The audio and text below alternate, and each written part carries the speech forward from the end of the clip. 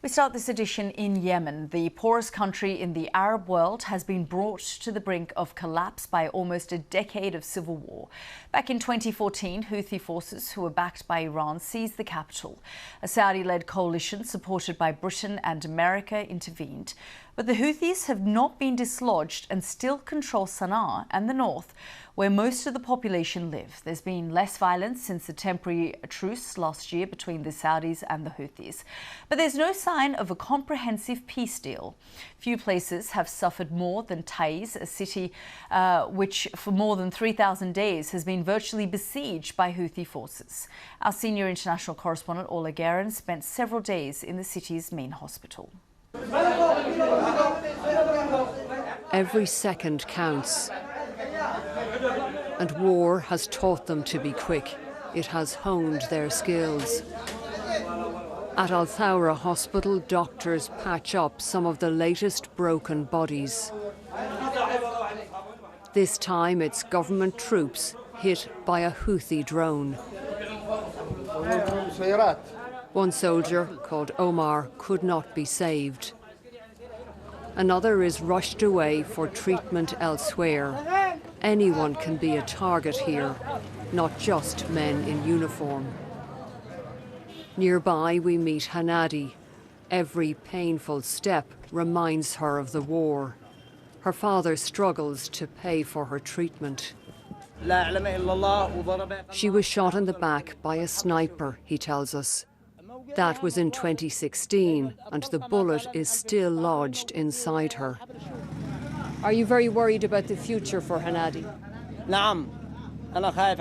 Yes, he says, I am worried for her because she's a girl. I wish it happened to me and not her. I wish the sniper had shot me and not her. This is the biggest hospital in a city that has been a battleground for years. These days in Taiz and in Yemen, it's not all-out war, but it's not peace either. The guns are quieter, but this hospital is still receiving plenty of patients wounded by the conflict. Like Mohammed, who is 7, and crying for his mother. His dressing needs to be changed. It's hard for his father, Alwan, to watch. Mohammed lost 3 fingers when he picked up an explosive device. He was playing on the roof of his home. He's scared because his hand is gone. He's very scared. He can't do anything. He can't even hold a pen. In the hospital's busy prosthetics clinic, they try to replace what war has taken away. But these artificial limbs are basic, and it's traumatic, even for the doctors. It must be very, very hard for you to see the children like this. It's so bad. It's very upsetting. Our hearts ache when we see young children who are still looking forward to living and enjoying life, needing amputations.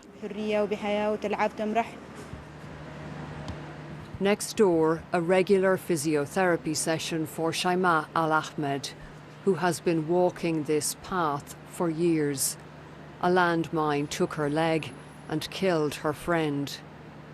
Shaima is determined to be a lawyer, and at 12 years old, she is the voice of a generation in Yemen.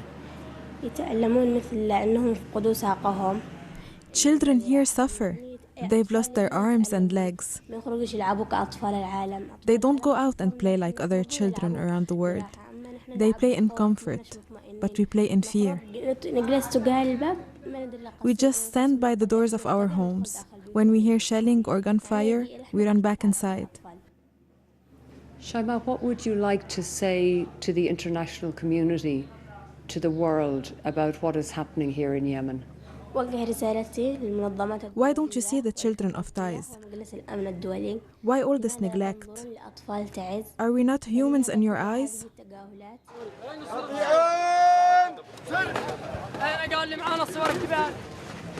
Across town, an honour guard for Omar. the soldier killed in the Houthi drone strike. One more death in a long war, and few here see a chance for peace. Orla Gearan, BBC News, Taiz.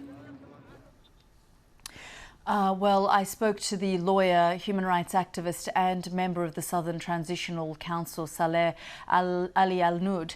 He thinks that to solve the crisis, the world needs to accept that Yemen might stay divided between the north and the south. 21 million people in need of aid. That's 2/3 of the population.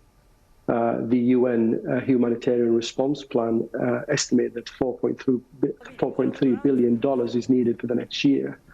And so far only 1.2 billion is secured. So the future looks very, very bleak in terms of dealing with the magnitude of the crisis. And of course, the real problem is that there is no end in sight to this stalemate in terms of the politics and the lack of any real vision for what the end game is looking like to be. And I can only imagine that without a political resolution to the crisis, I think the suffering will certainly continue. And that's what I want to get to.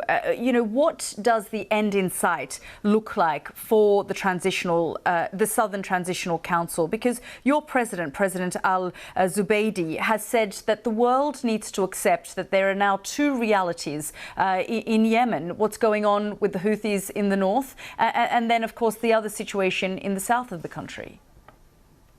Well, that's right. And I think for far too long we've been advocating that the quickest way to alleviating the suffering is to accept the realities on the ground, because the realities on the ground can be mechanisms for stabilizing the areas that can be stabilized, and not to keep one area hostage to the other. We think the south should have been dealt with differently. There should have been some real efforts towards re-establishing the state institutions there, and to allow the people of the south to really start to govern themselves. I think one of the reasons why we've got ourselves to this situation is because the failed unity and the grievances of southerners have not been addressed early on. So are you proposing a sort of almost split, like what we used to have in Yemen, north and south?